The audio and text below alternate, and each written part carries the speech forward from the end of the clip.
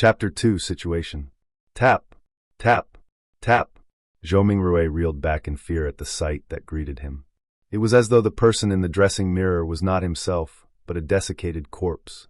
How could a person with such grievous wounds be still alive? He turned his head in disbelief again and checked the other side.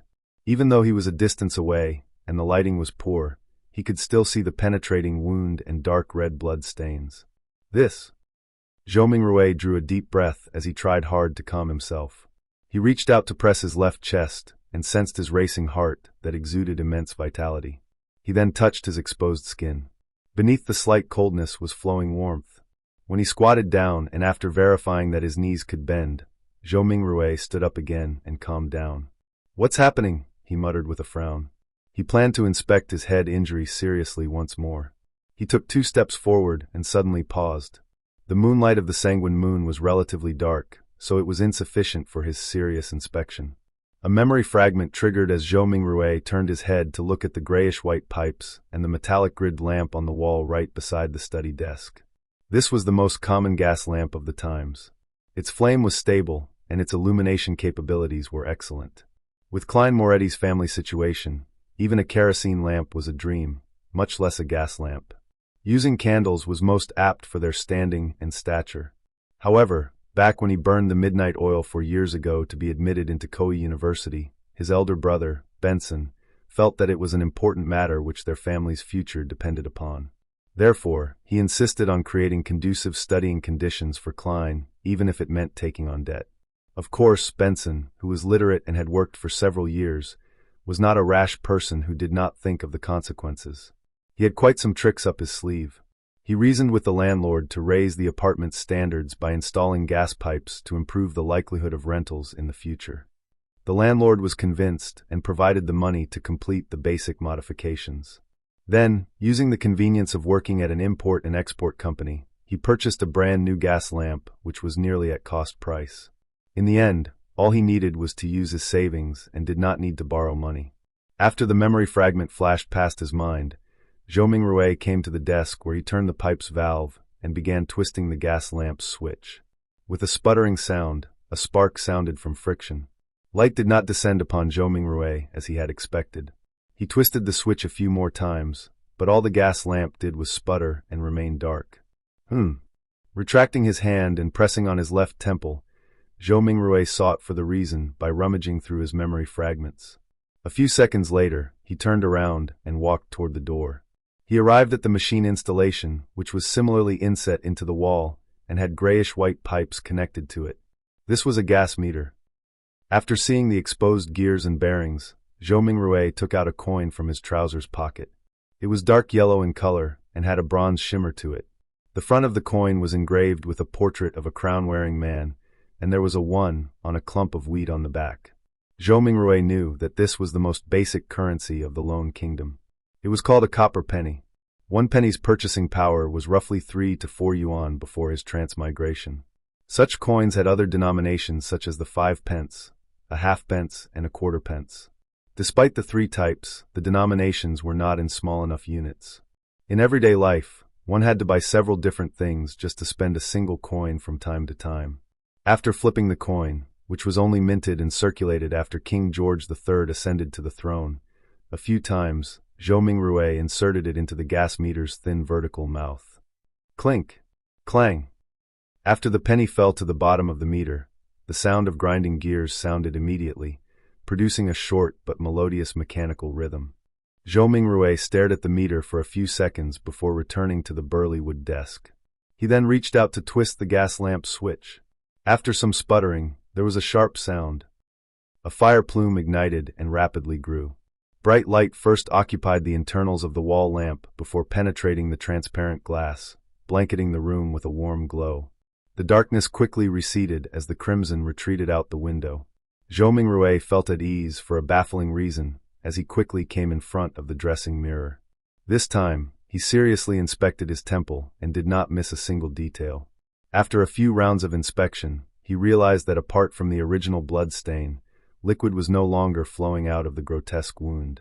It appeared like it had received the best hemostasis and bandaging. As for the slowly squirming grayish-white brain, and the discernible growth of flesh and blood around the wound. It meant that the wound might take 30 to 40 minutes, or maybe even 2 to 3 hours before it would only leave a light scar. The restorative effects that transmigration brings? Zhou Mingrui curled up the right corner of his mouth as he muttered silently. Following that, he let out a long sigh. Regardless, he was still alive. After settling his mind, he pulled open a drawer and took out a tiny piece of soap. He took one of the old and tattered towels hanging by the side of the cupboard and opened the door. He then walked to the public bathroom, which was shared by the tenants on the second floor. Yes, I should clean up the blood stains on my head, or I'll keep looking like a crime scene. It's fine scaring myself, but if I were to scare my sister, Melissa, when she gets up early in the morning tomorrow, it would be quite problematic. The corridor outside was pitch black. Silhouettes were barely accentuated by the crimson moonlight from the window at the end of the corridor. They looked like a pair of monster eyes that silently observed the living late into the night. Zhou Mingrui lightened his footsteps as he walked towards the communal bathroom with a shuddering fear. When he entered, there was even more moonlight, allowing him to see everything clearly. Zhou Mingrui stood in front of a wash basin and turned the tap's knob. Upon hearing the gushing sound of water, he suddenly recalled his landlord, Mr. Frankie. As water was included in the rent, this short and thin gentleman who wore a top hat, a vest, and a black suit always inspected the bathroom actively to take note of any sounds of flowing water. If the water gushed too loudly, Mr. Frankie would ignore all of his gentlemanly traits by flailing his walking stick and striking the bathroom's door, shouting things like "darn thief. Wastage is a shameless matter. I'll remember you. If I see this happen another time, scram along with your filthy luggage. Mark my words, this is the most value-for-money apartment in Tianjin City. You will not find a more kindly landlord anywhere else." Putting away those thoughts, Zhou Mingrui used a moist towel to clean the blood stains from his face again and again. After checking himself using the rundown mirror in the bathroom and verifying that all that was left was a hideous wound and a pale face, Zhou Mingrui relaxed. Then he took off his linen shirt and used a bar of soap to wash away the bloodstains. At that moment, he knitted his brows and recalled a possible problem. The wound was too exaggerated, and there was too much blood. Apart from his body, his room likely still had signs of his injury. After Zhou Mingrui was done with his linen shirt a few minutes later, he briskly returned to his apartment with a moist towel. He first wiped the blood handprint on the desk and then, using the gas lamp's illumination, sought out spots which he missed out. He immediately discovered that quite a substantial amount of blood had splattered onto the floor beneath the desk, and there was a yellow bullet to the left side of the wall. Releasing a round with a revolver pointed at the temple, after mixing and matching the clues from before, Zhou Mingrui had a rough idea how Klein had died. He was in no hurry to verify his guess. Instead, he seriously wiped away the blood stains and cleaned up the scene. Following that, he took the bullet and returned to the side of his desk. He opened the revolver's cylinder and poured out the rounds inside. A total of 5 rounds and a cartridge shell all had a brass luster to them. Indeed, Zhou Mingrui looked at the empty cartridge shell in front of him and stuffed the rounds back into the cylinder while nodding. He shifted his gaze to the left and it landed on the notebook's words, "Everyone will die, including me." Following that, even more questions arose in him. Where did the gun come from? Was it suicide or a fake suicide? What kind of trouble could a history graduate of humble origins get himself into? Why would such a suicide method only leave behind so little blood? Was it because I transmigrated in a timely manner and it came with healing benefits? After pondering for a moment, Zhou Mingrui changed into another linen shirt. He sat on the chair and began pondering over more important matters. Klein's experience was still not something he needed to concern himself with. The true problem was to figure out the reason for his transmigration, and if he could return. His parents, relatives, best buddies, and friends. The fascinating world of the internet, and all sorts of delicious delicacies. These were reasons that prompted his desire to return. Click, click, click. Zhou Mingrui's right hand was subconsciously pulling out the revolver's cylinder and slamming it back into place, again and again. Yeah, there has not been much difference for me between this period of time and the past. I was just a little unlucky, but why would I transmigrate for no baffling reason? Bad luck. Yes, I tried a luck enhancement ritual before dinner today. A thought flashed in Zhou Mingrui's mind, illuminating the memories which were concealed by a fog of confusion. As a qualified keyboard politician, keyboard historian, keyboard economist, keyboard biologist, and keyboard folklorist, he had always deemed himself as knowing something of everything. Of course, his best buddy would often mock him as only knowing a little of everything. And one of them was Chinese divination. When he visited his hometown last year, he had discovered a thread-bound book titled Quintessential Divination and Arcane Arts of the Qin and Han Dynasty at an old bookstore. It looked pretty interesting and could aid him in posturing on the internet, so he bought it. Unfortunately, his interest was short-lived. The vertical script it used made the reading experience horrible. All he did was flip through the beginning pages before he threw it into a corner. He had experienced a spate of bad luck in the past month, losing his cell phone, customers running away after cheating him, and mistakes at work. Only then did he suddenly recall the luck enhancement ritual written at the beginning of Quintessential Divination and Arcane Arts.